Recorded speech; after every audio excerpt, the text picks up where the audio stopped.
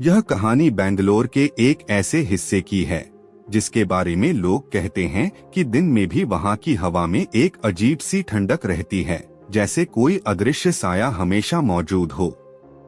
मैं स्टूडियो में बैठा हूँ, सामने माइक है और आज मैं आपको एक ऐसा किस्सा सुनाने जा रहा हूँ जो सुनकर आपकी रगों में सिहरन दौड़ जाएगी। यह कहानी है एक असली ब्लैक मैजिक के केस की, जिसे सुनने के बाद आपको यकीन हो जाएगा कि काला जादू सिर्फ फिल्मों और किताबों की चीज नहीं, बल्कि हमारी हकीकत में भी मौजूद है। यह घटना एक बिल्कुल आम दिखने वाले घर में घटी, लेकिन उस घर के दरवाजे के अंदर कदम रखते ही एक ऐसा माहौल महसूस होता था जैसे चारों ओर निगाहें आपको देख रही हों, लेकिन वे निगाहें इंसानों की नहीं थीं। इस घर में रहने वाले एक परिवार ने कई महीनों तक अजीब-अजीब घटनाओं का सामना किया। कभी बिना वजह रात के 2 बजे घर के कोनों से फुसफुसाहट की आवाजें आती, कभी रसोई में रखे बर्तन अचानक गिर जाते, कभी दरवाजे अपने आप खुल बंद होने लगते। शुरुआत में उन्होंने सोचा कि शायद यह उनका वहम है, लेकिन धीरे धीरे यह सब इतना बढ़ गया कि उनका रहना मुश्किल हो गया। एक रात घर के बड़े बेटे ने देखा कि आंगन में मिट्टी पर किसी ने ताजा ताजा अजीब से चिन्ह बनाए हैं, जैसे किसी ने किसी काले अनुष्ठान के लिए तैयारी की हो। चिन्हों के पास लाल रंग का पाउडर, कुछ टूटे हुए नारियल के टुकड़े और जलती हुई अगरबत्तियां पड़ी थीं। यह देखकर पूरे परिवार के पैरों तले जमीन खिसक गई, क्योंकि उन्होंने ऐसे चिन्ह पहले कभी नहीं देखे थे। उन्होंने पड़ोसियों से पूछताछ की, लेकिन सबने साफ इनकार कर दिया कि उन्होंने कुछ देखा हो। इसके बाद रातें और डरावनी हो गईं। हर रात जैसे कोई घर के बाहर चक्कर काट रहा हो और अंदर अंधेरे में खड़ा होकर परिवार को देख रहा हो। बच्चों ने रोना शुरू कर दिया, बुजुर्ग बीमार पड़ गए और माहौल इतना भारी हो गया कि सांस लेना भी मुश्किल लगने लगा। जब हालात बेकाबू हो गए तो परिवार ने एक ओझा को बुलाया। ओझा ने घर में प्रवेश करते ही कहा, यहाँ सिर्फ आत्माओं का मामला नहीं है, यहाँ किसी ने बहुत गहरा और खतरनाक काला जादू किया है। उसने कहा कि किसी ने जानबूझकर इस परिवार को बर्बाद करने की ठान ली है और यह अनुष्ठान तब तक चलता रहेगा जब तक इसे तोड़ा न जाए। अगली रात ओझा ने पूरे घर में पूजा शुरू की, लेकिन जैसे जैसे पूजा आगे बढ़ती, घर के कोनों से अजीब-अजीब आवाजें आने लगीं। कभी किसी के हंसने की, कभी किसी के चिल्लाने की। हवा में एक भारीपन भर गया और ऐसा लगा जैसे कोई अदृश्य ताकत उन्हें रोकना चाहती हो। अचानक बिजली चली गई और पूरा घर अंधेरे में डूब गया। सिर्फ ओझा के हाथ में जलती हुई दीपक की लौ टिमटिमा रही थी और उसी हल्की रोशनी में सबने देखा कि दीवारों पर काले साए हिल रहे हैं, जैसे वे जिंदा हों। तभी ओझा ने मंत्र तेजी से पढ़ना शुरू कर दिया और उसके स्वर में एक दृढ़ता थी, जैसे वह किसी अदृश्य दुश्मन से लड़ रहा हो। बाहर तेज हवा चलने लगी, दरवाजे जोर जोर से पटपटाने लगे और घर की खिड़कियों के शीशे कांपने लगे। उस रात जो हुआ उसने पूरे परिवार की जिंदगी बदल दी, लेकिन जो सबसे डरावना था वह यह था कि काला जादू करने वाला अब भी कहीं आसपास था और शायद उसकी नजरें आज भी इस घर पर टिकी हुई थीं। उस रात के बाद घर का माहौल और भी डरावना हो गया। परिवार के लोगों ने सोचा था कि ओझा की पूजा से शायद सब खत्म हो जाएगा, लेकिन हुआ इसके उलट। अगले ही दिन से अजीब घटनाएं और तेज हो गईं। सुबह जैसे ही सब उठे, उन्होंने देखा कि आंगन में वही अजीब चिन्ह फिर से बने हुए हैं, लेकिन इस बार उनके चारों तरफ ताजा खून के छींटे थे। किसी ने रात के अंधेरे में ये सब किया था और किसी को इसकी भनक तक नहीं लगी। बच्चों ने बताया कि रात में उन्होंने खिड़की के बाहर किसी को खड़े देखा था, लेकिन वो इंसान नहीं था। उसकी आंखें लाल चमक रही थीं और उसका चेहरा अजीब तरीके से धुंधला था, जैसे धुआं हो। माँ ने जब ये सुना तो उनके हाथ पांव ठंडे पड़ गए। घर के बुजुर्ग जो पहले से बीमार थे, अचानक और बिगड़ गए। डॉक्टर ने कहा कि उनकी रिपोर्ट्स में कोई बीमारी नहीं है, लेकिन उनका शरीर ऐसे जवाब दे रहा है जैसे कोई अदृश्य ताकत उनकी ऊर्जा खींच रही हो।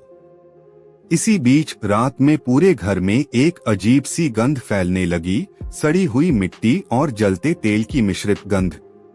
वह गंध इतनी तीव्र थी कि लोगों को उल्टी आने लगी, लेकिन जब उन्होंने पूरे घर की तलाशी ली तो कहीं कुछ नहीं मिला।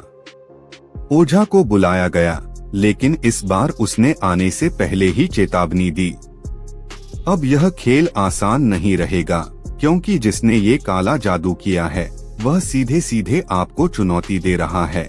शाम होते ही घर के आसपास अजीब हरकतें होने लगीं। कभी गली के कुत्ते एकदम से भौंकना शुरू कर देते, कभी पेड़ों पर बैठे कौवे जोर जोर से काव काव करने लगते। और सबसे डरावना पल तब आया जब परिवार के एक सदस्य ने आंगन के कोने में एक काले रंग का छोटा सा पुतला देखा, जिसमें उनके घर की छोटी बहू के बाल और उसके कपड़े का टुकड़ा बंधा हुआ था। पुतले के आसपास तेल में भीगे कपड़े जल रहे थे और मिट्टी पर कुछ ऐसे शब्द लिखे थे जो किसी अज्ञात भाषा में थे। ओझा ने पुतला देखकर तुरंत पहचान लिया कि यह वुडू टोटका का हिस्सा है, जो आत्माओं को बुलाकर सीधे किसी इंसान पर वार करता है। उसने कहा, अगर इसे तुरंत नहीं रोका गया तो अगले 7 दिनों में इस घर में मौत हो सकती है। यह सुनकर परिवार के होश उड़ गए। उस रात किसी की भी आंख नहीं लगी और हर कोई चौकन्ना बैठा रहा। लेकिन जैसे ही घड़ी ने रात के 3 बजाए, पूरे घर में ऐसा लगा जैसे किसी ने 100 दरवाजे एक साथ पीट दिए हों।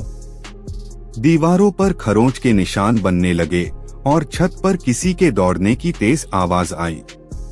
बच्चों ने डर के मारे चीखना शुरू कर दिया और उसी समय आंगन में रखी पानी की टंकी से पानी अपने आप नीचे गिरने लगा, लेकिन पानी लाल था, बिल्कुल खून की तरह।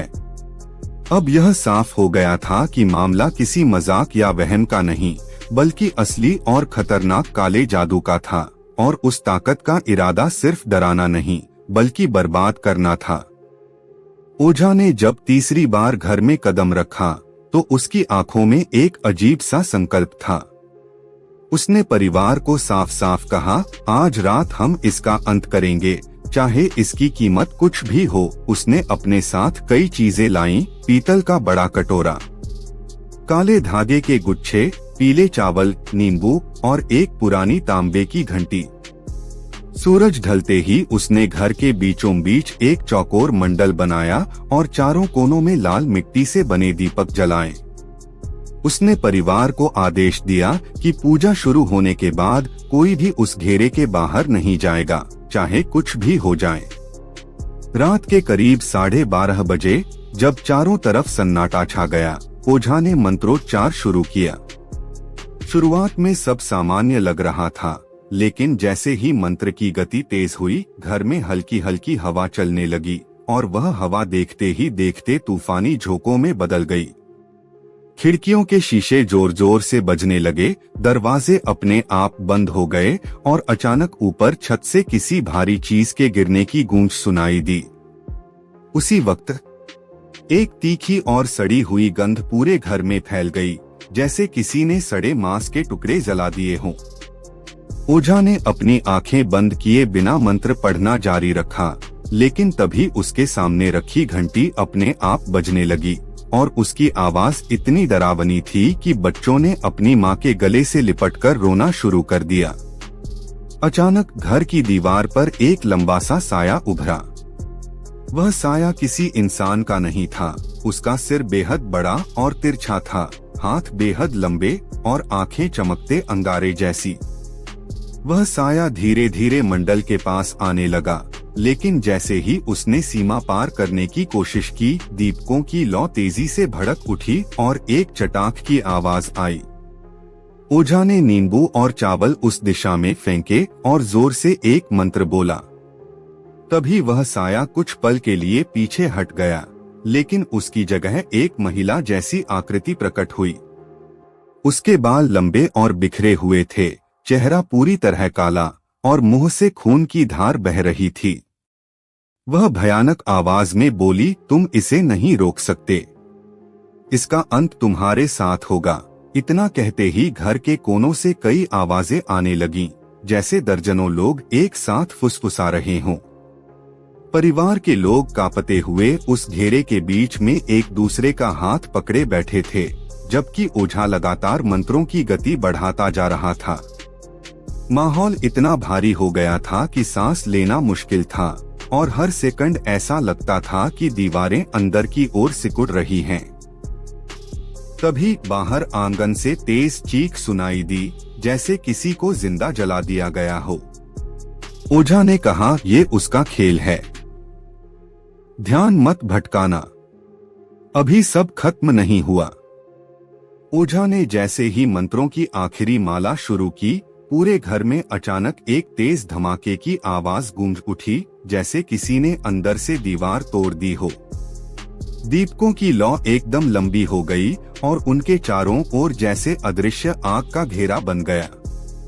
वो काली महिला आकृति चीखने लगी। उसकी आवाज इतनी तेज थी कि ऐसा लगा जैसे कान के पर्दे फट जाएंगे। परिवार के लोग डर से सिमटकर मंडल के बीच बैठे थे, उनकी आंखें बंद थीं।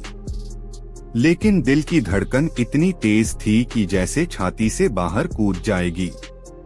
ओझा ने अपनी आंखें उस साए से हटाए बिना कहा, तेरी ताकत झूठ पर टिकी है, तेरा जादू यहीं खत्म होगा।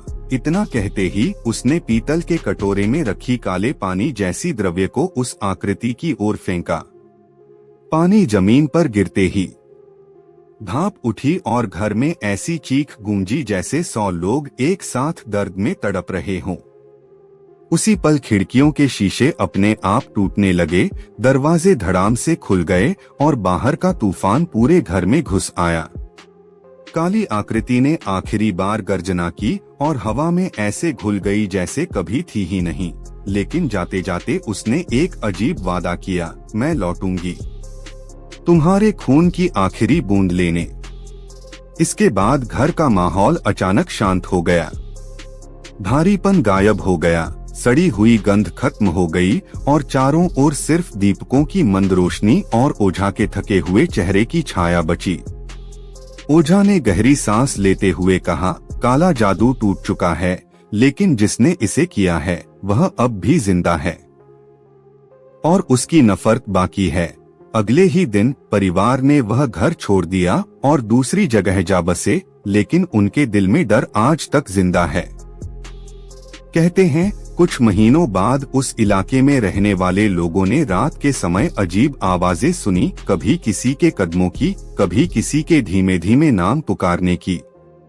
और जिन्होंने हिम्मत करके उस पुराने घर के पास जाने की कोशिश की, उन्होंने देखा कि आंगन में फिर से अजीब चिन्ह बने हुए हैं, जैसे कोई लौट आया हो अपना अधूरा काम पूरा करने के लिए।